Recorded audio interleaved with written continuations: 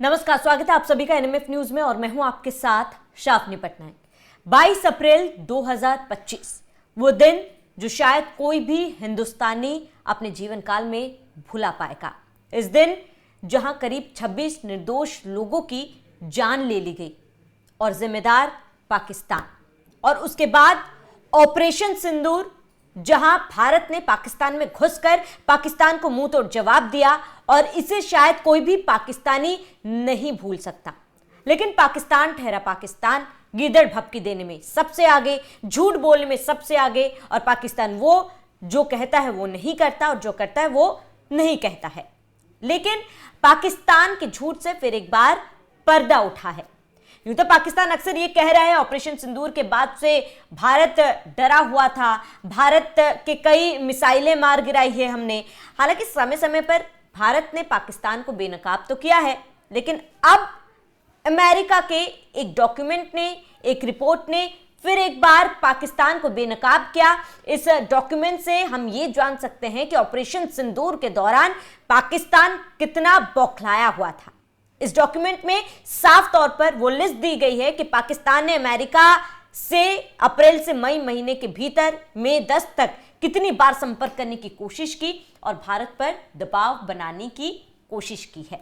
इस पर विस्तार से चर्चा करेंगे। मेरे साथ सहयोगी भुवन शर्मा जुड़े हुए हैं। भुवन जी, पूरे प्रकरण को शुरुआत से जब हमने देखा है तो पाकिस्तान की हर एक वो बयान हमने सुने, पाकिस्तानी नेताओं के, सेना प्रमुख के बयान सुने हैं जिस पर झूठ साफ तौर पर झलकता था, और अब अमेरिका के इस डॉक्यूमेंट ने पाकिस्तान को बेनकाब कर दिया। बिल्कुल, और फॉरेन एजेंट्स रजिस्ट्रेशन एक्ट, जिस दस्तावेज की आप बात कर रहे हैं, अपने दर्शकों को बता दें, ये वो दस्तावेज।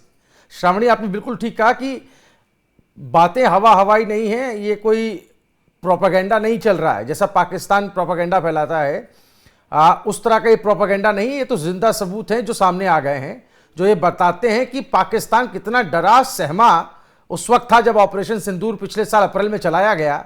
और एक तरीके से पाकिस्तान ने उस ऑपरेशन को रोकने के लिए, उसके ऊपर जो भारत लगातार हमले कर रहा था उसको रोकने के लिए, एक डर की सिचुएशन से बाहर निकलने के लिए उसने अमेरिका से भीख मांगी, और इस भीख की कीमत भी उसे चुकानी पड़ी। जो आंकड़ा हमारे सामने इस दस्तावेज के जरिए आ रहा है, करीब 45 करोड़ रुपए अभी बताया जा रहा है कि उन लॉबिंग फर्मों पर खर्च किए गए जिनके जरिए, लॉबिंग फर्में एक तरीके से साधारण शब्दों में समझाएं अपने दर्शकों को कि एक तरीके से दलाल टाइप का ये फर्म्स का काम करती हैं कि जो सरकार के साथ, प्रशासन के साथ, ट्रंप प्रशासन के साथ बातचीत करने के लिए एक दरवाजा खोलती हैं।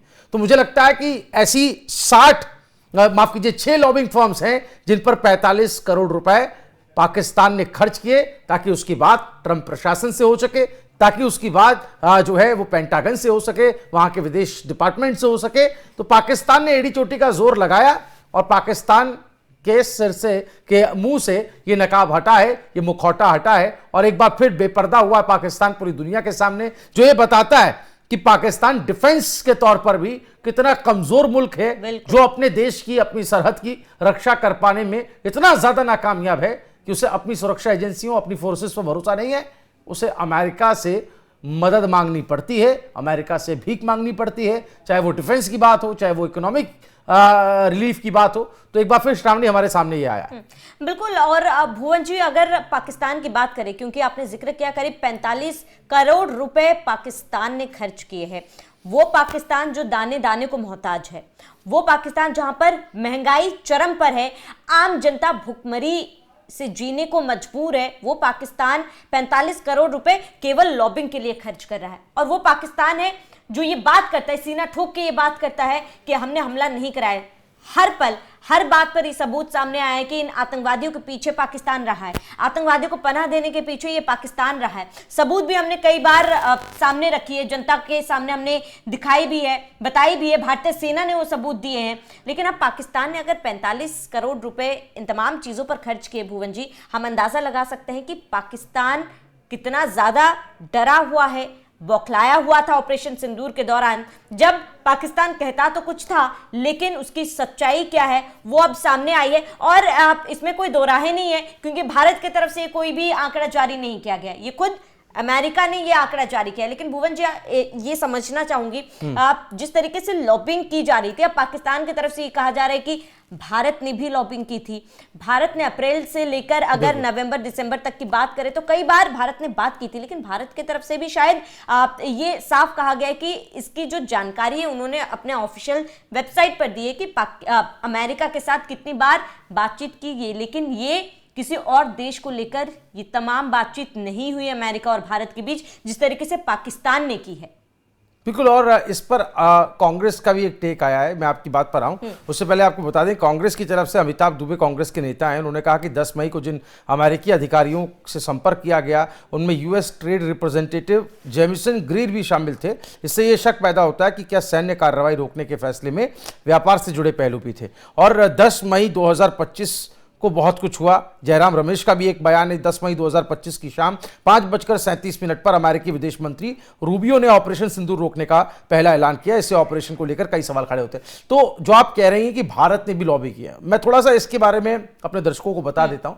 जस्टिस डिपार्टमेंट है अमेरिका का, यूएस का, उसकी तरफ से ऑफिशियल वेबसाइट में पूरा रिकॉर्ड है, और ये अगर संभव हो सकेगा तो वो हम लोग स्क्रीन पर भी वो जो है स्क्रीनशॉट उसका दिखा देते हैं, कि जिसमें आप ये कह रही थी कि लॉबी की जो प्रथा है ये एक स्थापित प्रथा है जो पहले से चलती आ रही है, जिसमें इंडिया भी लगातार बात करता है। वो किस वजह से बात हो रही है, किस संबंध में बात हो रही है, उसका पर्पस क्या है, उसका मोटिव क्या है, ये एक अलग मसला है। तो इस वेबसाइट पर पूरा रिकॉर्ड है कि कब कब किसने किसने लॉबिंग फर्मों के साथ संपर्क किया है। इसे किसी भी तरह की मध्यस्थता के तौर पर देखना गलत है, ये जस्टिस डिपार्टमेंट की ऑफिशियल वेबसाइट पर कहा गया है। और रही बात भारतीय दूतावास की, इंडियन एम्बेसी की, तो 1950 के बाद से ही जरूरत के मुताबिक ऐसे फर्म्स के साथ, जो लॉबिंग फर्म्स हैं, इनके साथ रिलेशन बनाए जाते हैं। और अमेरिका में डिपार्टमेंट ऑफ जस्टिस में फॉरेन एजेंट्स रजिस्ट्रेशन एक्ट, जिसकी हम बात करें, जिस दस्तावेज की हम बात कर रहे हैं, उसके तहत विदेशी सरकारों के साथ लॉबिंग करना पूरी तरह से लीगलाइज है।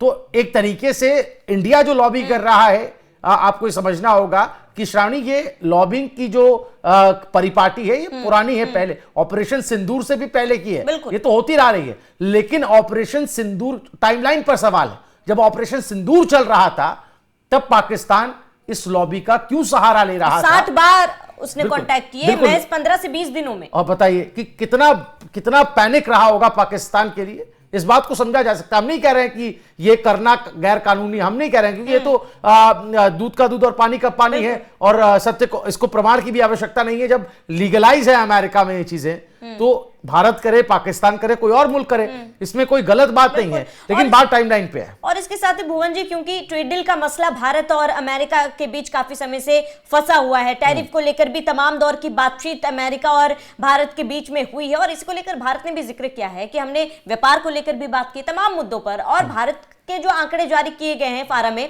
उसमें अब भुवन जी अप्रैल से लेकर दिसंबर तक का जारी किया गया है, लेकिन पाकिस्तान का ये जो नंबर है वो अप्रैल से लेकर 10 मई तक है। और इसके साथ ही आपने कांग्रेस नेताओं का जिक्र किया है।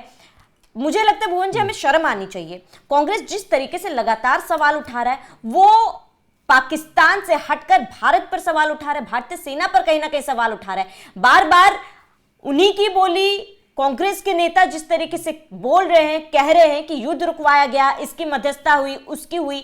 इनके लिए मुझे नहीं लगता कि मध्यस्थता जरूरी थी, सीज फायर जरूरी था, शांति बनाए रखना जरूरी था। जिस तरीके से बयानबाजी कांग्रेस के नेता कर रहे हैं, आज के समय में भी शर्म आनी चाहिए उन्हें। बिल्कुल, और आपने बिल्कुल सही कहा कि बयान कर रहे हैं। इनको भारत और भारत की सरकार पर, ये तो कांग्रेस का कल्चर रहा है अभी जब से मोदी सरकार आई है सत्ता में। हम देखते हैं कि भारत सरकार पर इनका एतबार, इनका इकबाल खत्म हो जाता है। ये बात पाकिस्तान की भाषा बोलने लगते हैं, पाकिस्तान प्रो कहीं ना कहीं हमें बयान सुनाई देते हैं। इस मामले पर भी हमें ऐसा ही दिख रहा है कि जब ट्रंप ने, आपको याद होगा जब डोनाल्ड ट्रंप ने ये कहा था कि मेरी वजह से ये युद्ध खत्म हुआ है, इस एक लाइन पर कितना बवाल मचा था। और भारत सरकार के विदेश मंत्रालय ने इस पर क्लियर स्टैंड अपना रख दिया था। तो वहां जाने के बजाय आप ट्रंप की, जो कि ना इधर के हैं ना उधर के हैं, बिन पेंदे के लोटा उनको कहा जाता है सोशल मीडिया के गलियारों में, तो जो कभी भी कहीं भी पलट सकता है, आप उसकी बातों पर इतना ज्यादा भरोसा, उसकी ही बोली बोलने माउथ पीस बन जाते हैं। तो यहां कांग्रेस क्या कह रही है, क्या नहीं कह रही है, इसको मुझे लगता है जनता बखूबी समझती है, जानती है, और वो कहीं ना कहीं पॉलिटिकली ऐसा स्टैंड लेने को मजबूर हो जाते हैं कि बात देश के खिलाफ भी चली जाती है। तो यहां पर बहुत सिंपल भाषा में समझने की जरूरत है, जो इस वीडियो को हमारे दर्शक देख रहे हैं, कि जो डॉक्यूमेंट सामने आया है वो पाकिस्तान की पोल खोल देने वाला डॉक्यूमेंट है। ऑपरेशन सिंदूर को लेकर के जो बात कही गई थी कि ये अमेरिका के दबाव में भारत ने इस ऑपरेशन को रोका या ये युद्ध विराम हुआ, ये पूरी तरीके से गलत बात है। हां, अमेरिका को लेकर के पाकिस्तान ने जरूर ये कोशिश की कि वो उसके हित में खड़ा हो जाए,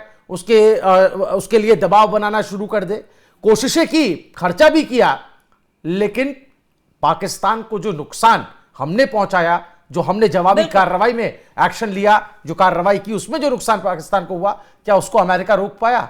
ये सवाल हमारे दर्शकों के सामने है। बिल्कुल, और इसके साथ ही तस्वीरें क्लियर है, हर पल हर बार हमने तो सबूत दिए और अब तो अमेरिका की तरफ से भी सबूत सामने है, और ये पाकिस्तान खुद देख ले कि पाकिस्तान कहां खड़ा है और पाकिस्तान कितने आगे। फिलहाल आप सभी दर्शकों का इस पूरे मामले पर क्या कहना है, हमें कमेंट कर जरूर बताएं। साथ ही आप बने रहिए एनएमएफ न्यूज के साथ।